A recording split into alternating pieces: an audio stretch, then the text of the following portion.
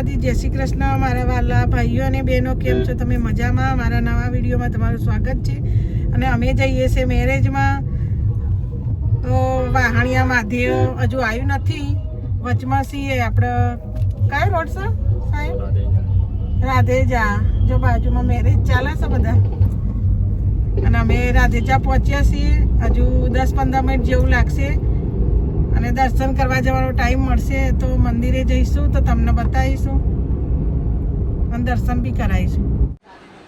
જય માતાજી, જય શ્રી કૃષ્ણ. અમે અમારા ભાઈના ત્યાં આવ્યા છીએ. અમારા ભાભી છે અને અમારા બહેનો છે. અને સરગાસણ ગામમાં લગ્ન છે તો અમે લગ્નમાં આવ્યા છીએ. અમારું સાદું ભાષા છે. લગ્ન એટલે મેરેજ. બોલો. નીલુબાની ચેનલ સબસ્ક્રાઇબ કરજો, લાઈક કરજો, શેર કરજો, બને એટલું સપોર્ટ કરજો. કેવો લાગે છે વિડીયો તમને? અમે દરરોજ સપોર્ટ કરજો બધા. અમને પ્રાઉડ ફીલ થાય છે કે ભાઈ નીલુબા આ રીતે વિડીયો બનાવે છે. સરસ. સેવાના વિડીયો મૂકીએ છીએ અમે બધા. અને દરેકના સેવા ચાલુ કરી બંધ. જો વાસણિયા મહાદેવ આવી ગયું સામે. અને આ ગામ છે. આ બાજુ ગામ જવા તરફ રસ્તો છે અને આ સામે મંદિર છે. ત્યાં પણ ટાઈમ મળે એટલે આવીએ. પહેલાં જઈએ. બળવો ને એવું બધું ચાલે છે તો બળવામાં જઈશું અમે અત્યારે.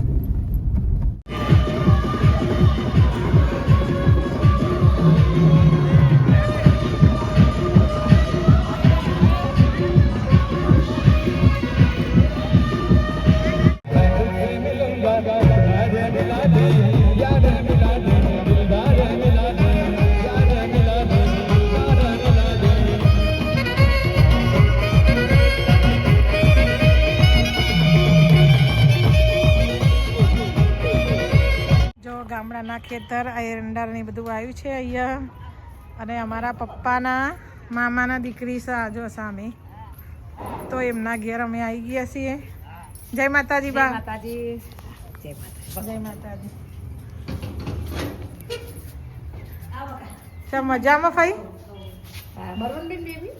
હા મને હારે ઓ લાગ્યો. ઓહો. હરકાઈથી બરવનભાઈ. હા. સરગાસન. ફાઈને પડ્યો ને. જય માતાજી દાદા. જય માતાજી. જય માતાજી. એટલે ચહેરાથી ખબર પડી મમ્મી જેવો લગન લાગ્યો. આ તાર ભણીશ બેટા? હા મારા ભણી છે. જો અમારા પપ્પાના મામાના દીકરી. તો અમે અહીં આવી ગયા છીએ. આ એમનું રસોડું ને એવું છે. નવું ઘર બનાવી સરસ લાગે નહીં? હા. ના થોડી વાર થઈ. આય ભાઈલું બોલાવજે. અમારે એવું જ કરવું પડે. બધી સુવિધા છે અહીંયા વાણિયા મહાદેવ અમે આવી ગયા છીએ. આ બધું છે ખુલ્લી પાર્કિંગની સુવિધા છે. જોઈ લો. અને વાગ્યા છે 7-7:30 થવાનો ટાઈમ થઈ ગયો છે. હવે મંદિર ખુલ્લું હોય તો સારું. દર્શન કરતા આવીએ. અમારા પપ્પાના મામાના દીકરી છે. એમના ભાણીઓ અંગાત જોડે આવ્યા છીએ અમારા. તો જઈએ છીએ અમે મંદિર છે. તો હવે મંદિરે આવી ગયા છીએ દર્શન કરવા. આ યજ્ઞ કુંડ છે. જેને યજ્ઞ કરાવવો હોય ત્યાં એ કરી શકાય. જોઈ લો. આ યજ્ઞ કુંડ છે. શ્રાવણ મહિનામાં યજ્ઞ કુંડ ને બધું વધારે થાય અહીંયા. આ મંદિરે અમે આવી ગયા છીએ દર્શન કરવા માટે. હવે અંદર જઈએ છીએ અમે.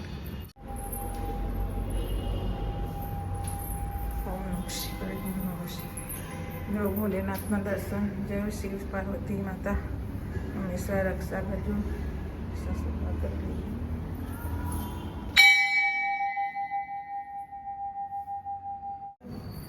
અહીંયાથી ડાયરેક્ટ દર્શન થઈ ગયા મને આજે.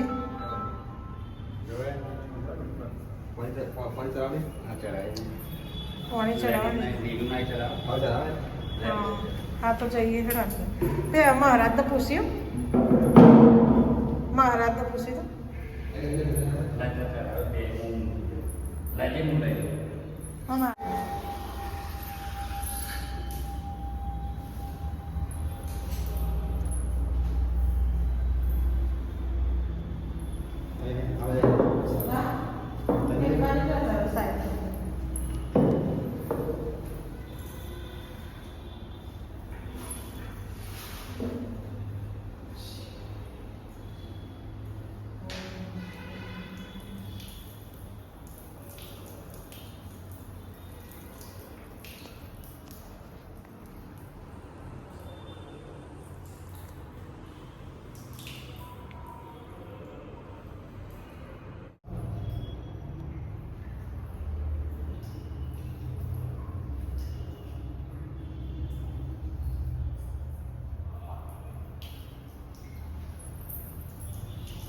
સરસ મંદિર છે, કોતરણી પણ સરસ કરી છે.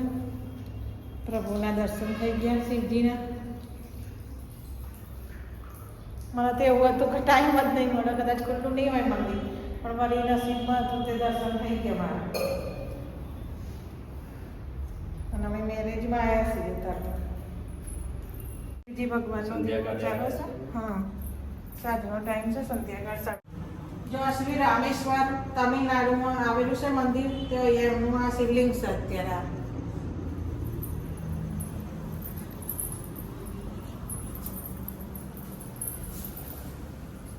આ ધુમ્નેશ્વર એ મહારાષ્ટ્રમાં આવેલું છે એ લિંગ. આ અહીંનું ત્યાં લિંગ છે.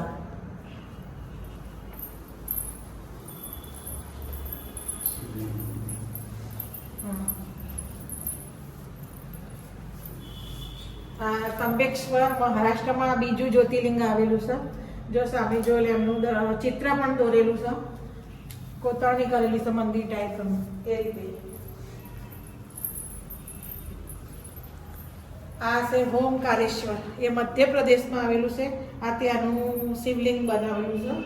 અને આ સામે એ રીતે મંદિરની પણ કોતરણી કરેલી છે, તમે જોઈ લો. ત્યાં જ મંદિર છે, એ બી અહીંયા બી એ રીતે જ કોતરણી કરેલી છે.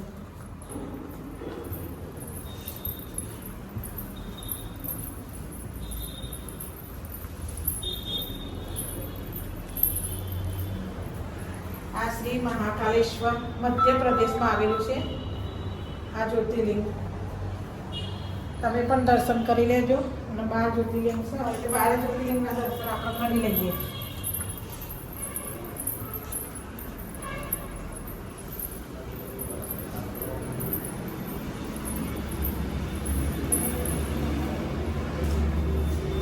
આ સોમનાથમાં આવેલું, એ આપણા ગુજરાતમાં છે. આ સોમનાથનું મંદિર છે, જે આ રીતે સામે તમે જોઈ લો. અને આ ત્યાંનું શિવલિંગ છે સોમનાથનું.